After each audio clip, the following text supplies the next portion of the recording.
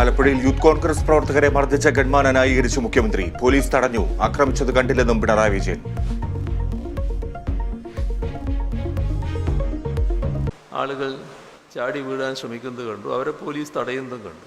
അതായത് എൻ്റെ വാഹനത്തിൻ്റെ മുന്നിൽ വന്ന കാര്യമാണ് ഞാൻ പറഞ്ഞത്. അപ്പോൾ സാധാരണ യൂണിഫോമിലുള്ള പോലീസുകാർ തടയുന്നതാണ് ഞാൻ കണ്ടത്. മുഖ്യമന്ത്രി ക്രിമിനലുകളെ കൊണ്ടു നടക്കുന്നുവെന്ന് വി ഡി സതീശൻ.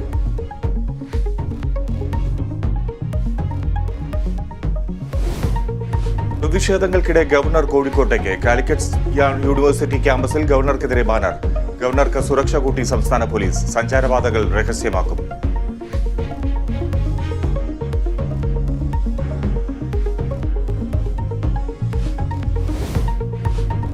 ചലച്ചിത്ര അക്കാദമി ചെയർമാന്റെ വാദം പൊളിയുന്നു. സമാന്തര യോഗം ചേർന്നെന്ന് തെളിയിക്കുന്ന രേഖ പുറത്ത്. കുക്കു പരമേശ്വരൻ ഉൾപ്പെടെ 9 പേർ യോഗത്തിൽ പങ്കെടുത്തു. യോഗത്തിന് മിനിറ്റ്സ് കേരള വിഷൻ ന്യൂസിന്.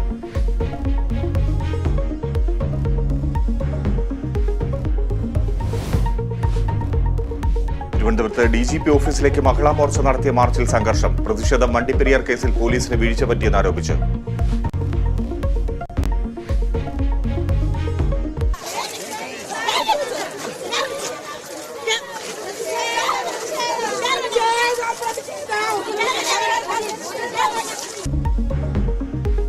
DGPയുടെ വസതിയിലേക്കും മാർച്ച്.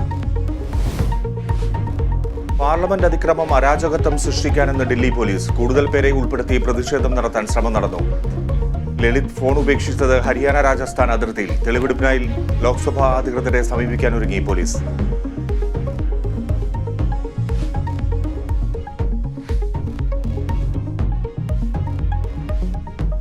ടെസ്റ്റ് ക്രിക്കറ്റിൽ ചരിത്ര വിജയം സ്വന്തമാക്കി ഇന്ത്യൻ വനിതകൾ. ഇംഗ്ലണ്ടിനെ പരാജയപ്പെടുത്തത് 347 റൺസിന്. ദീപ്തി ശർമ്മയ്ക്ക് 9 വിക്കറ്റ്.